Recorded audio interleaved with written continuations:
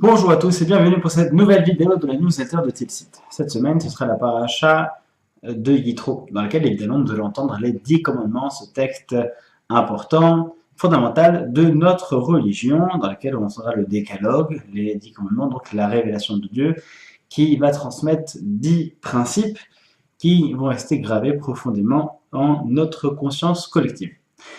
Cela dit, j'aimerais vous parler plutôt de ces premiers mots. Première révélation de la sidra de Yitro. Yitro qui a donné son nom à cette paracha combien important, à ce passage tellement important qui contient les 10 commandements. Yitro pourtant n'était pas une personne sur laquelle on aurait pu parier que la Torah l'aurait choisi lui. Pourquoi lui? Yitro était une personne connue dans toute sa vie. D'ailleurs, c'est peut-être la raison pour laquelle la Torah, dès le début de la paracha, nous dit Vaishma Yitro Kohen Midian. Qui était Yitro? Yitro a entendu quelque chose. Qu'est-ce qu'il a entendu? C'est une question qui va être posée. Et ensuite, Yitro a entendu Yitro qui était Kohen Midian, un prêtre de Midian, c'est-à-dire un prêtre idolâtre, en fait, un prêtre non juif, non hébreu, idolâtre, qui adorait donc les idoles et qui enseignait l'idolâtrie aux gens de Midian. Et pourtant, c'est lui que la Torah a choisi. Une question très sympathique est posée à propos d'un paradoxe étrange, qui est que Yitro, c'est un nom qui est entièrement hébreu, pas très midianite, hein, manifestement. Ça vient de Yeter, qui veut dire quelque chose qui est en plus, comme un Yitour, un supplément, quelque chose qui est en plus. Et en plus de cela, c'est Yeter avec un Vav. Donc il y a deux symboles. D'abord, donc Yitro avait sept prénoms. L'un de ceux-ci, c'était Yitro. Pourquoi? Parce que d'abord, il s'appelait Yeter, parce qu'il a accepté donc les mitzvot, donc il s'est converti. Mais en plus de cela, lorsqu'il a contribué de par sa sagesse à la construction sociétale de la société hébraïque, juive, eh bien, on lui a rajouté, et qu'il a accepté donc toutes les lois de la Torah, on lui a rajouté en plus le Vav, c'est-à-dire une lettre du nom de Dieu. Et donc, ça donnait Yeter plus Vav, Yitro. Et donc, une personne comme ça, oui, une personne qui est extraordinaire, qui contribue à la société de cette manière, pourquoi pas. Mais il n'empêche que c'était un Kohen Midian, un prêtre idolâtre d'une contrée lointaine. Pourquoi l'avoir choisi lui pour nommer cette paracha ô combien importante qui va contenir les 10 commandements?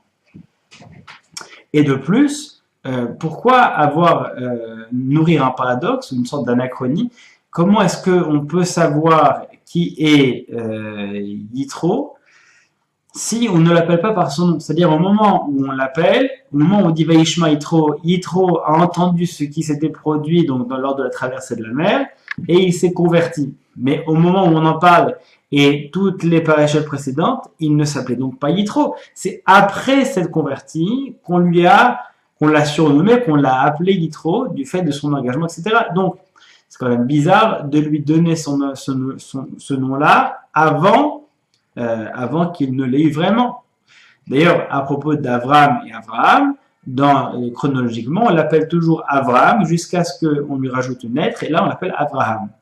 Et de plus, lorsque la Torah continue, Veishma Yitro Kohen Midian Choten Moshe, donc le prêtre des idoles, Yitro, a entendu ce qui s'était produit sur la mer, lui qui était donc le beau-père de Moshe. Et il va y avoir un commentaire du Al-Shir qui dira que peut-être que la raison pour laquelle on a voulu conserver ce paradoxe, ces bizarreries, en fait, ces anachronismes, ces différences de temps entre le moment où il était converti et le moment où il a agi, qui ne correspondent pas, peut-être que c'est parce que, justement, on a voulu nous dire que tout cela n'a pu se produire que grâce à deux choses. La première, c'est que Vaishma Yitro a entendu, c'est-à-dire qu'il a compris, il a fait un effort intellectuel, que tout ce qui prévaut sur tout le reste, ce n'est pas comment on a été élevé. Lui, il a été élevé, il a grandi, il était âgé, donc il était enseignant d'idolâtrie, donc ça ne dépend pas de ce qu'on a fait pendant toute sa vie, c'est avoir en permanence un esprit critique qui me permette envers et contre tout de remettre systématiquement tout en question. Et comme ça, à n'importe quel moment de sa vie, même si on a 60, 80 ans, 90 ans, n'importe quel âge, on est toujours capable, grâce à cet esprit critique, de pouvoir remettre les choses en question. Et c'est Vaishma Yitro. Il est devenu Yitro parce qu'il a été capable d'entendre et de comprendre, alors qu'il avait déjà toute sa vie derrière, alors qu'il était Cohen Midian, alors qu'il avait déjà un statut, alors qu'il avait déjà fait sa vie en fait. Il avait déjà ses enfants, marié ses enfants, il avait fait sa vie. Et donc, ça y est, c'était fini. Eh bien, la Torah nous dit, c'est ce Yitro-là qui avait fait sa vie, qui avait terminé sa vie quasiment, qui était une personne qui avait déjà un statut social et déjà une réputation, qui a voulu malgré tout prendre conscience de ce qui l'entourait, et donc c'est comme ça qu'il est devenu Yitro. Deuxième élément qu'on veut nous faire savoir, c'est qu'il était le beau-père de Moshe. Tout cela n'aurait pas pu non plus être valable s'il n'avait pas été influencé par Moshe Rabbeinu. Et cela nous apprend que parfois on a besoin de s'entourer de personnes de personnes intéressantes, de personnes complexes, intelligentes, ou plutôt même des personnes qui sont capables de nous enseigner des choses, de nous remettre en question. Parce que s'il avait été tout seul en train de faire cette démarche, qu'il avait eu personne pour l'inspirer, personne pour l'encourager, ou en tout cas lui donner la volonté de continuer dans cette démarche, il serait sûrement resté le même. C'est pour ça qu'on a voulu dire Veishma Yitro. C'est ce Yitro-là en particulier, il n'y a que lui qui aurait pu faire ça, parce que lui a été capable de tout remettre en question en réfléchissant, mais aussi parce qu'il était le beau-père de Moshe, donc il avait dans son entourage une personne qui était capable de le faire changer et de pouvoir le guider jusqu'au bout dans cette voie-là. Et ensuite il le rejoint, et là il rejoint la famille, il va jusqu'au bout de sa démarche. Cette paracha donc nous apprend que d'une part, on doit être en permanence, en perpétuel mouvement intellectuel, mais surtout qu'on doit avoir autour de nous cet ami qui nous veut du bien, cet ami qui ne cherche pas à nous changer, mais si on veut être capable de s'améliorer, il sera toujours là pour nous aider. Eh bien, souhaitons-nous de nous trouver une perle comme celle-ci. Shabbat Shalom et à ce soir.